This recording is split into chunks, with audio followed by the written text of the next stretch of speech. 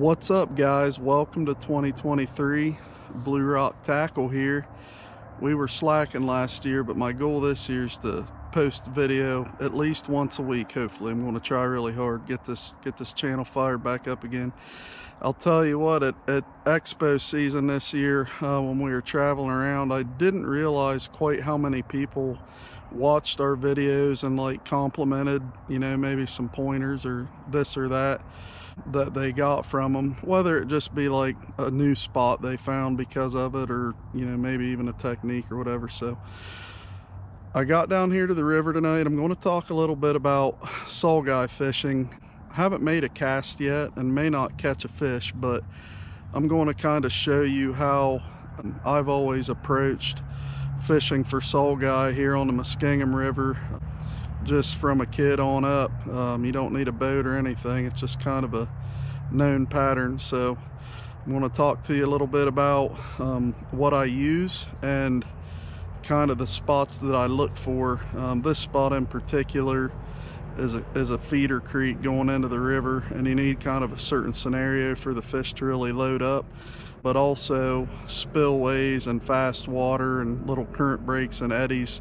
Maybe we can talk about in another video, but this is going to be pretty short and sweet. I'm going to show you the details, and hopefully we can cast out there and catch one or two for you. It may be a striper, a saugeye, a crappie. I did see a carp jump, so I know there's a couple fish moved up in here, but they might not be the right ones. So let's take a look at what we got here. Okay, so pretty simple and straightforward here for this style of kind of banking for saugeye. So what you need to make this type of approach best is a good hard rain to get that river. It's chocolate milk, it's moving fast, and then you have this little feeder creek that is still just it's stayed pretty stable through the whole process. Now you can do this all the way down the river for 50 miles. There's little creeks like this that feed in, but if you get the rain you need on the main river, this river is going to come up and it's basically going to push these fish in. You can see this mud line here.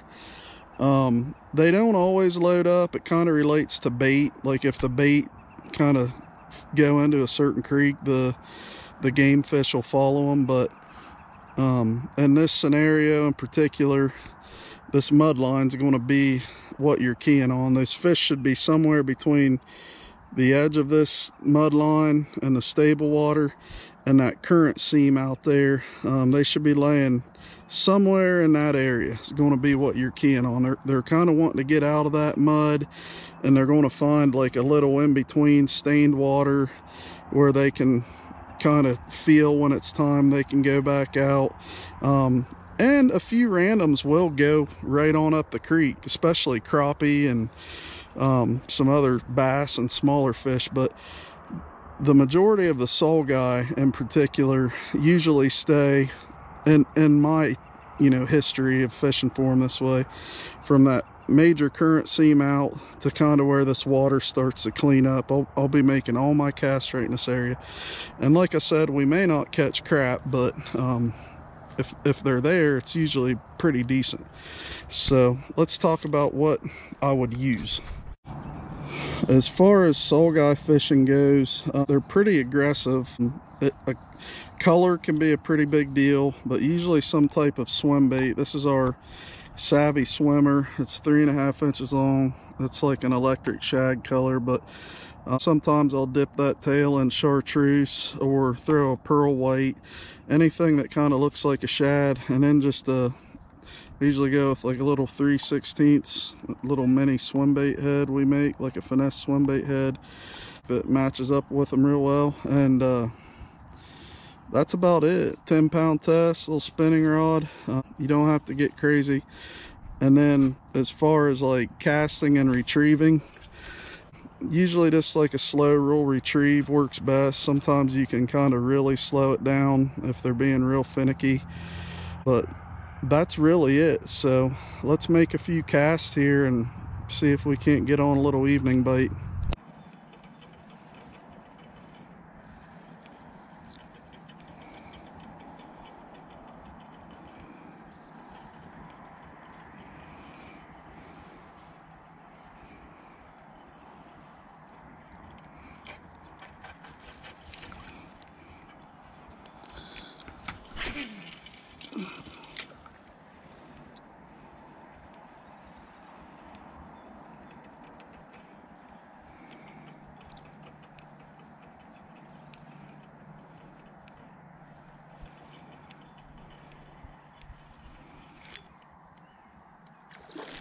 Uh-oh.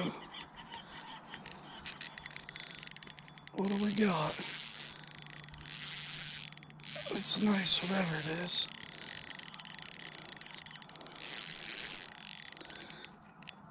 Jeez.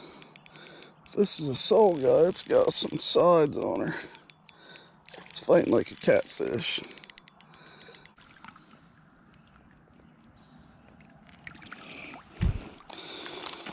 Channel cat. Right where the Saugeye is supposed to be, but I'll tell you what, he'd eat good, but we're gonna let him go. See you, buddy. This sucker's in about 6 inches. All right, so Saugeye aren't firing tonight. Did catch one channel cat, had a couple other fish hooked, and I think it was just probably a couple more of those just slapping at it or whatever. But at any rate, try this out if you live near one of these rivers or the Ohio River or any of them that dump into it. Saugeye are a consistency fish. You're going to have a lot of nights like this where you come and check and they're just not here because they kind of migrate a lot. But if you stay consistent with this through the winter, you're going to find your freezer looking really good come springtime. And I guarantee you one of these little creek mouths down through this river system right now is absolutely loaded, and there's probably a guy just catching the heck out of them right now. So try it out sometime. Little swim bait, little twisty tail grub, small jerk baits work well at times. Yeah, go have some fun. Either way, we didn't catch a ton tonight, but we enjoyed a beautiful March 1st 70-degree evening and got our line tugged on a couple times. So thanks for watching, guys. I'll be posting another video here soon, and here's to a good 2023.